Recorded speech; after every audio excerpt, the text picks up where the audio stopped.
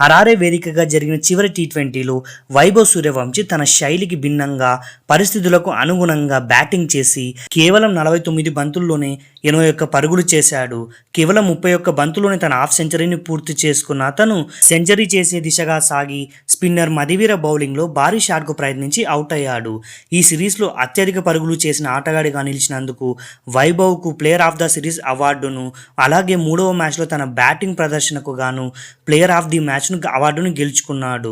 తాను గతంలో ఇక్కడే అండర్-19 ప్రపంచ కప్ ఆడానని, అందుకే ఈ వేదికపై ఆడటం తనకు చాలా ఇష్టమని వైభవ్ తెలిపాడు.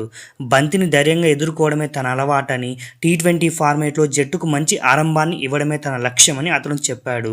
ప్రాక్టీస్ సెషన్లలో తాను ఏ షాట్లు అయితే ప్రాక్టీస్ చేస్తానో వాటినే మ్యాచ్లో కూడా ఆడతానని వివరించాడు. అంతేకాకుండా కెప్టెన్ మరియు కోచ్లు తనకు అందించిన మద్దతు పట్ల వైభవ్ కృతజ్ఞతలు తెలిపాడు. మొదటిసారి అంతర్జాతీయ స్థాయిలో ఇన్ని అవార్డులు అందుకోవడం తనకు ఎంతో సంతోషాన్ని ఇచ్చిందని అతను పేర్కొన్నాడు.